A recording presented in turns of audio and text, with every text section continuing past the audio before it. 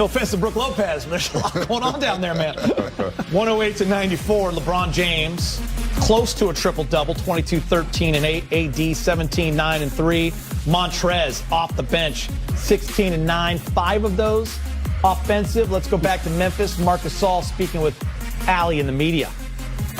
I know you joined Mike before the game, talking about the emotions, of course, being back in a place that's so familiar and near and dear to your heart. I was just curious, once the game started, obviously the recognition from the organization to you, what that all meant as it all played out. It meant a lot. Obviously, you're missing a huge part of all this, which is the fans and the people that, from Memphis that would have been there. But obviously, I'm very thankful, for what the franchise has done for me, not just now in recognition, but throughout the years that I was here, and now carry on into the next generation. Obviously, you're a vet. You've been around this league for quite some time. Was there any kind of nervous energy for you being out there? Any kind of memories that flowed back that kind of had to put yourself in a position to settle down before the ball was tipped?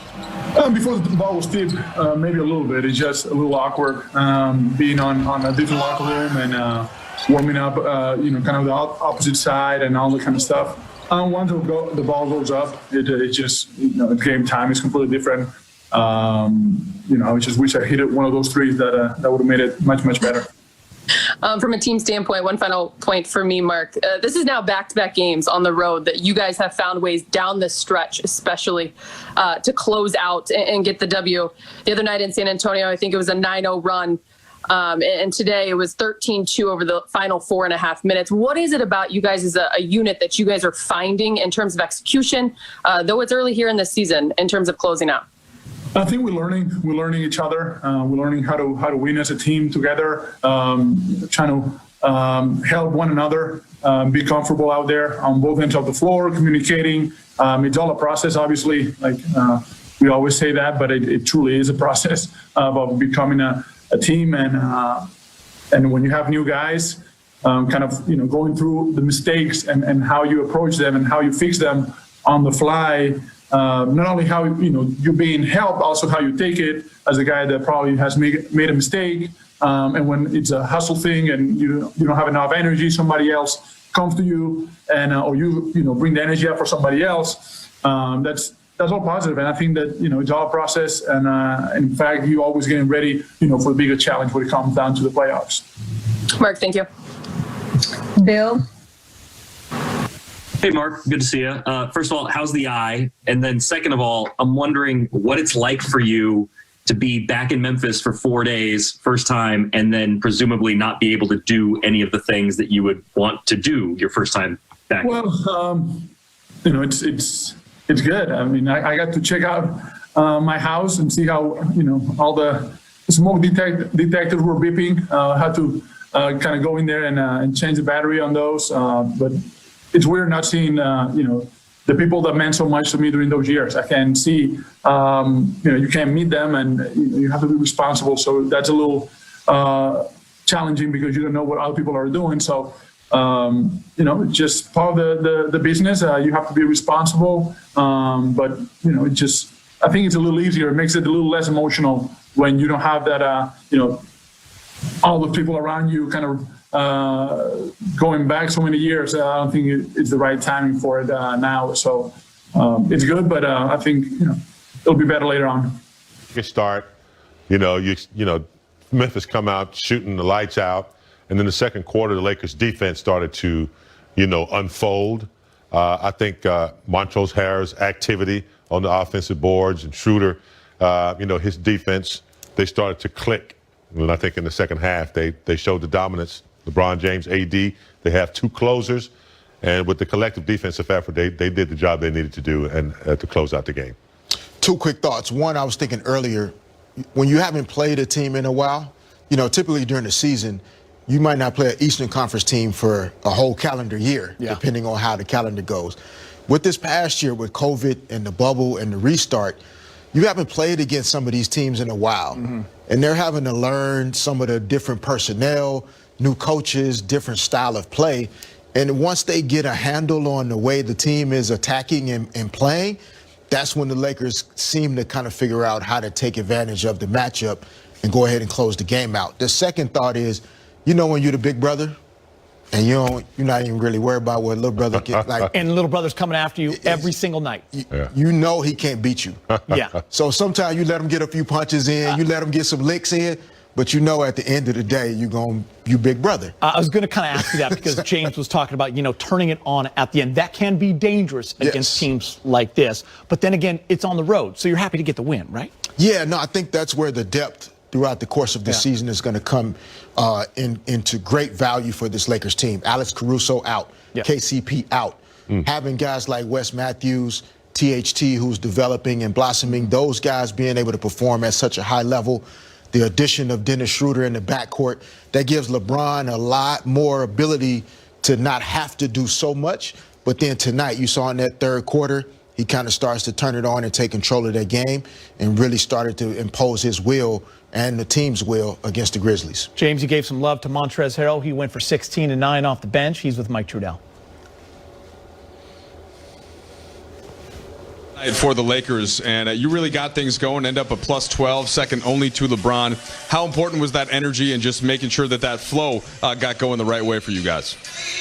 It was really just coming out, playing the right way, man. My team, looks at me for energy and, to pick things up when, guys are kind of, not in the, right groove or flow of offense or defense, man. So, I just come in trying to do anything I can and basically everything I can, man, to keep the ball alive on the offense end and, just limit them to one shot on defense end. And my teammates do a great job of feeding off me. Hey, what's your early season reflection now of being a Laker, of melding with your new teammates and just how you see things playing out on the floor so far, Montrez? It's still a long process, man. We take it one game at a time. I take it one game at a time, man. I try not to put too much on myself, try to overthink things, man. I'm on the floor with a lot of great players, as I've been, all my career, man. So it's just trying to make the game as simple as possible for those guys, and, hopefully I'll reap the rewards off of it, man. I came in this game just working hard and just working my tail off, man. It's the same thing I'm doing now. All right, and final thing for you. We know this season is so unique, so just like you saw the Spurs twice in a row, now you get the Grizzlies twice in a row. What's the key in a regular season matchup to see a team 2 times in a row? What do you guys have to do next time? Honestly, the same thing we did tonight, man, but a little bit harder, man. These guys came out and jumped on us early in the beginning, man, and we had to fight to come back. But we really just got to come out and be ready to play as soon as the ball is thrown up, man. I think if we do that and, carry out our defensive principles, what we want to do and take them out of, I think we'll be good. But we really just got to come out and be ready to play as soon as the ball is thrown up. I think that was the only thing that was really missing to start off tonight.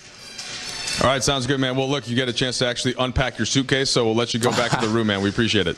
Yes, sir. Thank you. All right, new Laker Montrezl Harrell. Brez has joined us. Listen, the bench was great tonight. 40 points, really productive, impactful minutes from Harrell, from Wes Matthews, from THT. Markieff Morris played as well. Brez, I'll start with you. Montrezl Harrell really doing a lot on those offensive boards, getting those extra possessions that are huge for the Lakers. Yeah, some people were worried, Laker fans, that, hey, you lose Rondo off the bench, you lose Dwight Howard off the bench. How are the reserves going to be? Well, I think they're better. I mean, like you said, Montrezl Harrell, just a nose for the basketball tonight, really strong in that rebounding department. The thing for him was the scoring. Hasn't been there the last couple games, only 4 points in his last game. Not the case tonight. I feel like he was really active from the start right away. And I think the Lakers are starting to look for him a little bit more. James, you and I have talked about this a little bit, that, hey, this guy's going to roll to the basket with reckless abandon after setting the pick. So he'll be there for these easy dunks and layups. And as you can see there, he's got tenacious second effort as well. Throw in Wesley Matthews, very good shooting. And keep in mind, Kuz, not always with the starters, obviously. He'll be down with the reserves, too, shaping up to be a pretty good unit. Yeah, I mean, Montrez might not have the height that Dwight Howard or McGee, but he is like a little fire hydrant down there. When he gets position, he's not going to move. You're not going to move him off his defensive, spot. And he's just tough. He aggravates people. He pushes first. He acts first. He doesn't allow you to get to the position you want to get to. And I do think they ran one little play for him when they had LeBron on the post. Somebody cut through, set a pick, and he just curled in. He's really good at setting picks, rolling to the open space, or splashing into the open space. So he's a double-double guy every night if they look for him. They don't even have to look for him, really. He gets them, just on his own. If he moves, especially when somebody like Gasol is in the game, he just moves and cuts, and he just happens to be in the right spots where you have to kind of see him and get it to him. It's always in the paint, too. I mean, how valuable is a guy that you don't have to call a play for, but he can get you a double-double? And I want to ask you something, Fish. You're part of all those championship teams with the Lakers, and they were built around a couple of stars and great role players that had to give up something to be a part of something bigger. Montrezl Harrell, great interview right there with Trudell. I love what he said. It's a process, man. He goes, I'm out here with a lot of great players. So it's not about sixth man of the year, 19, 20 points a game when you're on this team. And we've seen it with other guys. You have to learn that. So how